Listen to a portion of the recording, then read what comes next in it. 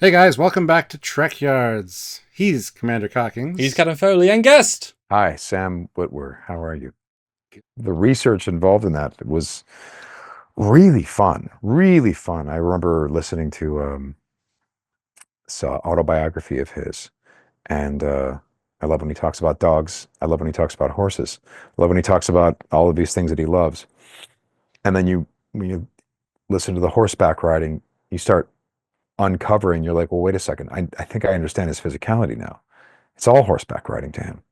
You know, even if he's running, dodging the Gorn mortar shells, if you look at the way that he's balanced, he's horseback riding. This is a guy who's been doing this for a long time, and the way he conceives of balance comes from his athletic experience on the back of a horse, which takes a lot of athleticism and balance. And that guy's an athlete throughout that whole series, doing things where, everyone likes to say, oh, you could see clearly it was a stunt double. Be like, yeah, on some, understand it was supposed to be on a TV this big, you would never notice.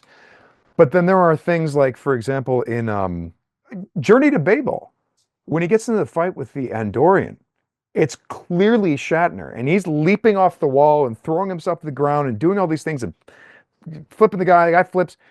Things that, trust me, having been a lead on occasion, you get a lot of bruises from. And there he is just doing it, just going for it, very athletic guy. So hearing him talk about his experiences on horses, you understand how much of an athlete this guy, created in himself. And then hearing him talk about inner monologues, which this killed me. I'm driving in my car and he's like, I don't understand the concept that people talk about of inner monologue. I don't know what that is. And I'm just like, oh, what does that mean? That's weird. Doesn't know what an inner monologue is? Weird. This is me. I'm thinking in my own inner monologue. What is he talking about? He doesn't know what an inner monologue is. I'm saying this in my head. And he says, I don't have that. I don't hear my own voice in my head, or I don't hear a voice in my head planning out what I'm going to say. I just say it.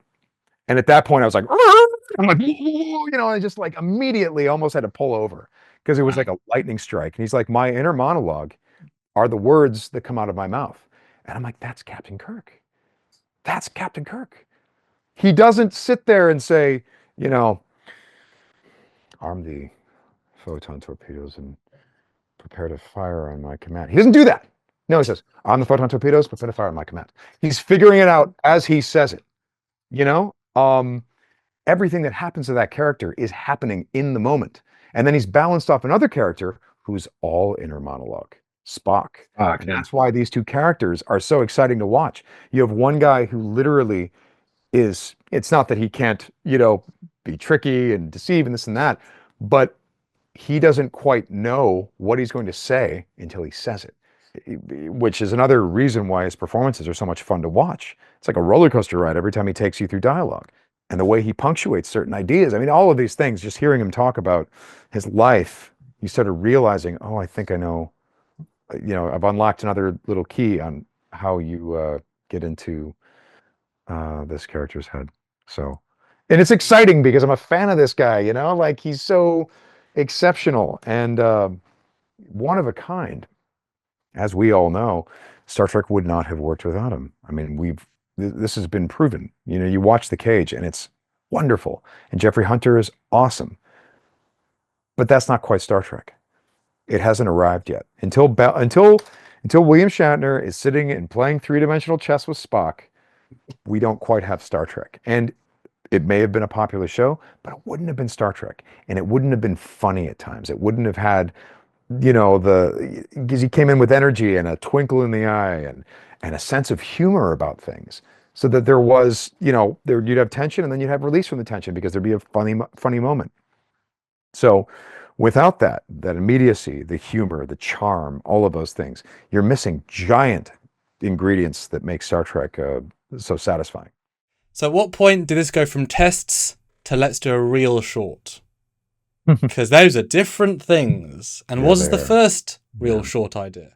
Well, I remember Jules telling me what it was going to be about, and I remember just raising all kinds of objections.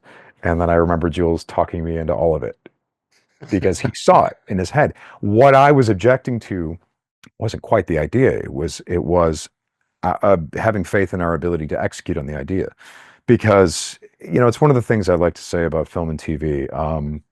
We'd be making the first episode of something, and we'd be like, okay, look, I remember saying, in fact, I said this to people who were hiring me at one point, and this didn't stop them from hiring me, which was a good sign, at least for me. But I said, listen, in the audition, I said, listen, I've read your script. I think it's delightful. However, there are 10 versions of this show that you can make from this script, 10 of them. 9's okay, 10 is pretty good.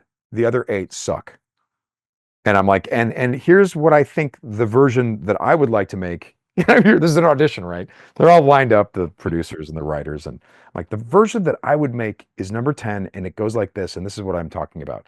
Thankfully, that was the version they had in mind. They're like, yeah, no. The way that the humor works is this and this, and we don't lean into that. We lean into this, and we were all on the same page, and thank God. And I felt it was necessary to say that because we had to be on the same page.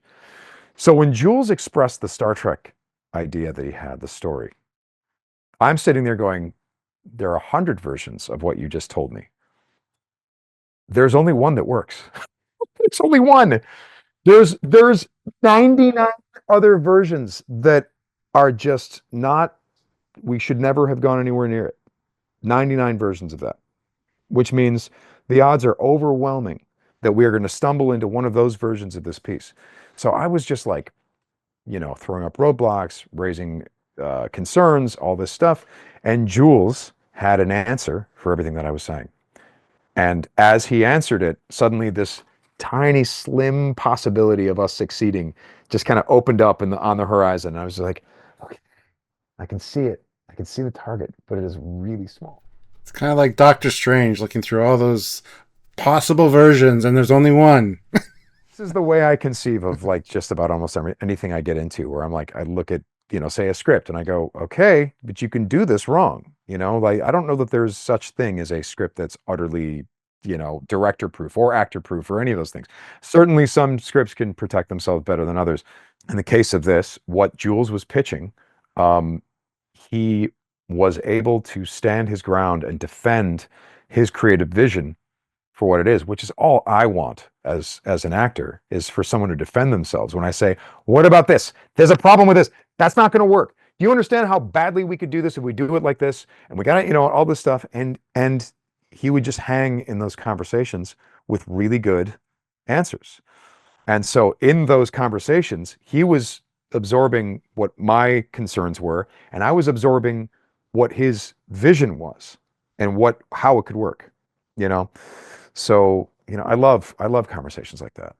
Some people in this industry are too threatened to have those conversations. I respect the people that can just stand their ground and tell you like, no, here's what I'm thinking, and here's why it can work, and here's how it can work. And so I really respect the hell out of what he talked me into.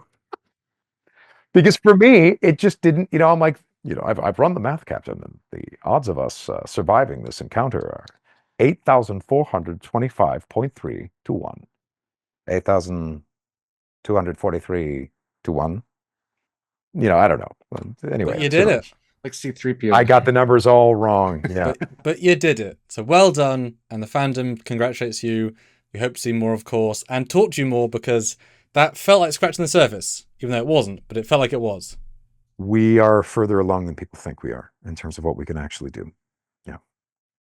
But, at the end of the day, so pleased that people seem to understand our intent on this, because what we wanted to do was reunite audiences with old friends. We wanted to give them an emotional experience, and we wanted to honor the legacy of Star Trek, and we wanted to honor Leonard Nimoy and William Shatner. That was the intent. That was truly the intent. And if it was any other intent, and I wouldn't have turned up for it because it's too risky, wouldn't have been worth it. A risk is your business. Risk is our business. And there we go, Stuart. And on that note, I'd like to thank you for joining us today and talking about this. I'm sure the fans out there appreciate it. If they do, they should hit the like button, comment down below. And thank you for joining us. Thanks. Until next time, he's Commander Cockings. He's Captain Foley. And guest. He's Dan Witwer. Hi. He's All right. Captain Kirk. He's Captain Captain- Kirk. I'm right. You know, I'm Captain Kirk. Yeah, I don't know if they have the courage to declare that. I'm Sam Witwer. I'm going to stay with that. Right. See you next time, guys.